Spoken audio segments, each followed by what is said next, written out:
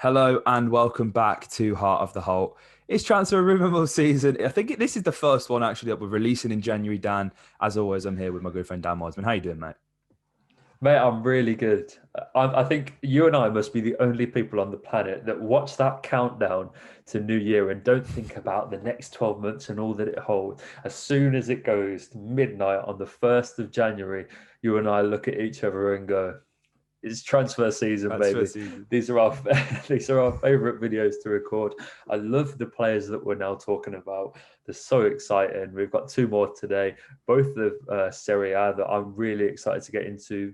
One we've actually been linked with, which I think it's important to preface, who is the one that you're going to touch on, Dan, and then a second one who I think is actually someone who we did a little piece in one of the rumor mills, or in a few actually back in the summer, where we put forward a player who we'd really like to sign. This guy, I think, was one of mine, and so I'm going to give you guys a little bit of an update on exactly what I say. I'm sort of keeping it a secret. You guys have already seen the title. It's Rodrigo De Paul. So I'll fill you in a little bit more on how he's getting on. But Dan, I'm really excited to hear you talk to us about Matías Vecino. Of course, Vecino is a player who we've been linked with. We've seen it in the BBC. We've seen it at the Birmingham Mail. Have, of course, reported on it as well. And as I was saying to you off air, Dan, I'm not quite sure where I stand on this one. I've dug deep, as we always do, guys. We like to go deep on the players and really highlight, the key attributes and see where they fit in the side. We think that's really important because of course, there are so many transfer rumors that fly about, and this is certainly one that has gone under the radar. I've not seen anyone tweet about it at all, being particularly gassed about it or whatever. It was one that was actually brought to my attention by my dad. That's how much under the radar it's gone. I didn't even notice that there was a transfer link. It's one that he'd spotted on the BBC Sport app, so shout out to my dad. Gone and done a bit of digging. Now, he's 29 years old, which is the first, I don't want to say alarm bell, but thing that made me question the legitimacy of the rumor. The age doesn't necessarily fulfill the requirements in terms of having a youthful squad that we have in the video that we've literally just recorded. Dan, obviously it depends when these go out, but we've spoken about the contract renewal situations with the players like Douglas Luiz and Ezri Konsa, obviously both 22, 23 years old themselves. So it would, adding experience, of course, is incredibly valuable with Vecino here. So it could be a nifty signing, maybe. At the age, I just see it being relatively unlikely. But regardless, we're going to go into it. We're going to see how Vecino could potentially fit in at Aston Villa, and of course, coupled with the analysis that we get from FB Ref, which is a site that people have asked. They've asked where we get our XG stats from. Again, I'll mention it in this podcast. It's FB Ref. It's an incredibly useful site. Not a lot of players that may be playing the off leagues. So here we're talking about players from Serie A. They don't always have data that is necessarily far back. We're looking at data here from 2017 onwards, which is, I'd say, obviously it provides a good gauge because we're looking at Vecino's prime age. But it's just something to consider that not necessarily the off leagues don't always have as much detailed statistics. So, it does take a lot of reading from myself and Dan to kind of brief you with these videos. But funnily enough, actually, in the less academic research that I'd done, Dan, there is a Welcome to Napoli highlights compilation for Vecino from the summer, and he's still an Inter player. That's just YouTube culture, isn't it? Whenever a player gets linked, they make these skill compilations and goals and the welcome to Napoli, and then the transfer never happens. So that's why we preface these videos with these are rumors. We're not in the know, so it's important to know that we're not saying this guy is going to sign for Aston Villa because we don't know. But what we do know is we can analyze his game and see what he brings to Aston Villa. Anyway, I've rambled far too long and not really told you too much about Vecino here, Dan. As I say, 29 years old, playing for Inter Milan. And one of the things that stood out is the pedigree of midfielders that they've had in recent years has actually gone, a fair bit under the radar. Just looking at a player like Raja Nainggolan, not necessarily there now, but he's at Cagliari, I think, and is doing well in the Serie A so far. They have a relatively stacked midfield currently as well, which is Conte likes these kind of midfielders at his club. He's a very industrious midfielder, somewhat of a box-to-box, more robust, not necessarily... I don't want to say refined because I don't think McGinn is refined, but he's not that kind of box to box. He's not, pure engine for 90 minutes, but he finds himself, both in the attacking and defensive box. But things that I wanted to highlight is something that I think we mentioned in the Rocker video, Dan, when we spoke about him, is the passes, because that's such an important metric these days. So from 2017 to the present day, he has completed 2,772 passes. They've been completed out of 3,340 attempted passes with an 83% pass completion rate, which, very good. We don't want to see it lower than, 80, 75, maybe, if we're, cutting him some slack. Again, similarly to Rocker, the short and medium range passes seem to be his bread and butter. The long range passes, not so much. So with the short and medium, we've got an 87.7 completion rate and an 86.4 completion rate, respectively, compared to a 62.5% completion rate for the long passes, which, when you kind of see where he plays at Inter and the role that he has, as I say, this kind of, he's appearing box to box. The Italian league is certainly not one to punt a long ball forward anyway, so it's not something that we're necessarily going to look at either. We don't always see Luiz playing these, pinging these 70-yard cross balls to Ollie Watkins. I certainly don't wish to see too many of them anyway. So that's the days of Bruce are gone, mate. The days of Bruce are gone. That's the thing. We don't need to worry about that. And, speaking in the same breath of Luiz, I thought it'd be interesting to compare the defensive actions between the two players, because whilst it's clear that Luiz is clearly a player who can play 6, 8, 10. He can play wherever in the midfield. I think I have said that Vecino is this sort of box to box, but for me, from what I'm gauging, his role is not as defined as what Douglas's could be. He's not going to be that 10. He doesn't create a handful of chances. He's a robust midfielder who likes to charge forward with the ball, which is something great to see. But he tends to operate more in that kind of middle of the park area, in the 6. So could operate in this double pivot that we do like to see at Villa Park, which is important. So again, but on the defensive actions, so far this season, he's made 28 tackles, 31 blocks, and 16 interceptions, which, it reads pretty well for the amount of games that he's played as well. Mm-hmm. He's pressured opponents 271 times this season, with 69 of those being successful. It's always going to be hard when you are not necessarily the quickest or most mobile player, compared to someone like Douglas Luiz when you're pressing, but it shows that he's willing to he's going to fit the mold, essentially, because out of possession, Villa are slowly becoming this team that relentlessly pressures their opponents down. We're seeing that more and more often. So to compare that with our man, Douglas Luiz, he's made 26 tackles so far this season, which is 2 less than Vecino, 22 blocks and 8 interceptions. He has made 228 pressures, with 61 being successful. So actually, Dan, by all these metrics, in the defensive aspect, Vecino is actually excelling compared to Douglas Luiz.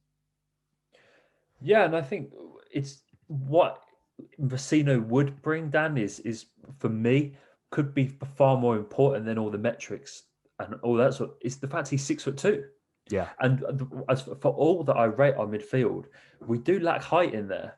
And that's something that I've always felt, is that, when you're looking at aerial duels in the middle and just not, I think, we record this shortly after the Man United game, Dan, and I think that physicality and just matching Paul Pogba and those kind of midfielders like for like in just terms of stature can be so overlooked.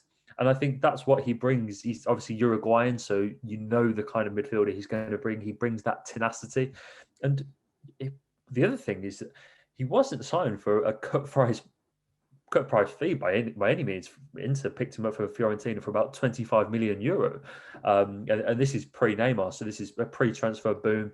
And so, he's a seriously quality player. And, he played at the World Cup as well for Uruguay, so he brings that pedigree. But yeah, I think that tenacity and that height and that stature could perhaps be the most promising thing about this signing, is that he just gives us that alternative, which for all of Douglas and McGinn's ability, they just physically can't match.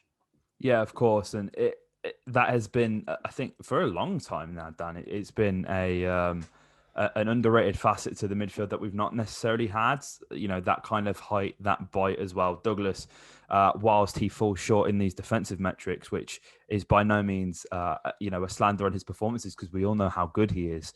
It just shows that he offers something that is completely different.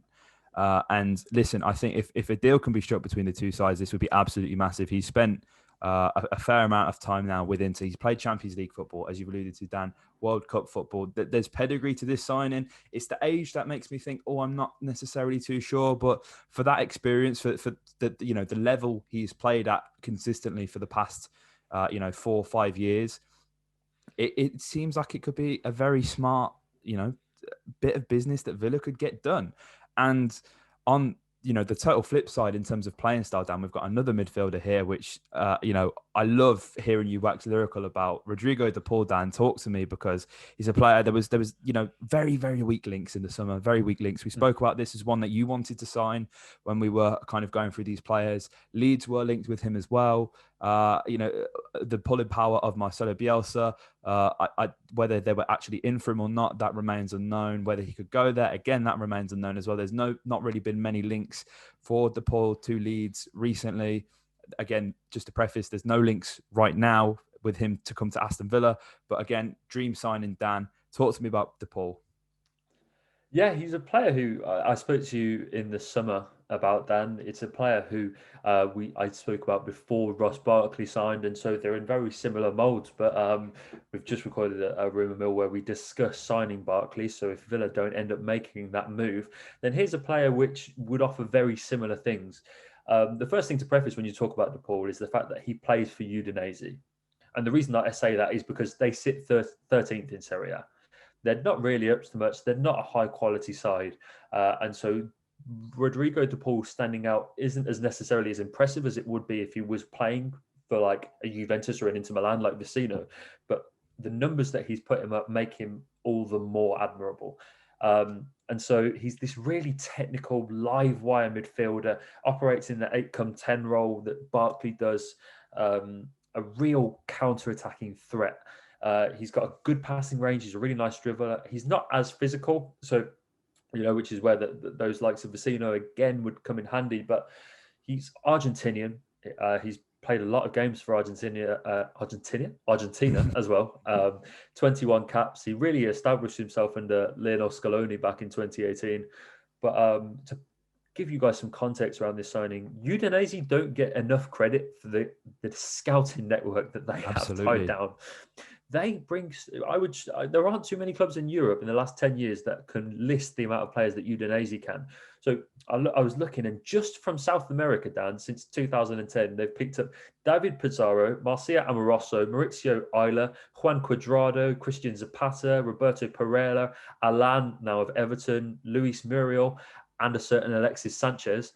Ballers, and so mate. These guys Ballers. really, exactly, they have it on lock in South America. And so Rodrigo De Paul is their next pickup. He had a really good game last season, really good season last season. But this season, he's hit completely new levels. Looking at who scored match ratings, he's the third highest rated player in Serie A behind someone called Cristiano Ronaldo and Andrea Bellotti. No, neither, can't be up to much. Last season, as I said, had this really impressive season whereby he completed more passes, created more big chances, won possession more, had more shots, had more touches, had a better total XA or a total XG than any other Udinese player, coming from the 8 role again, which is just magnificent. But this season, he's really, as I said, Udinese in 13th. He's getting a really big fish in a very, very small pond. And so he's announced his desire to leave in the summer, which Udinese fans, this is no sort of, there's no tension there. Udinese fans are very much accepted that he's above them. He's actually cited the Premier League as one of the leagues he'd be interested in joining. As I said, Dan, this is a player who does play the Barkley role. And so with Barkley, it's perhaps not a move that would be done in January with Barkley still here. But with the injury problems that Barkley has got, which we discussed on our podcast, if we don't make that move for Barkley, then this could be a really interesting transfer. It really could. And I mean, when we're talking about signings that take Villa to the next level. This is the epitome of that. Rodrigo De Paul, absolute baller. And it seems like a situation where there's going to be a lot of big clubs monitoring him from the whole of Europe. I'm sure there's plenty of admirers from within Italy themselves. He's a player that you can certainly see, not necessarily making the jump straight away to a Manchester City, a Liverpool. I don't see them taking a gamble on a player like De Paul at this stage in his career. But, you can certainly see him go into a club of the stature of an Atletico Madrid. I say of the stature because I don't necessarily think he necessarily fits within, the play style. But, you can see him go to the kind of third or fourth biggest / most successful team in any of Europe's top 5 leagues and really making a mark and being a player who is definitely one to watch, Dan. He's a really exciting player. And again, I'd just like to ask you for any potential final thoughts from him because I've had a shocker and I've left my bloody laptop charger downstairs. So we're going to have to try and wrap this one up quickly. But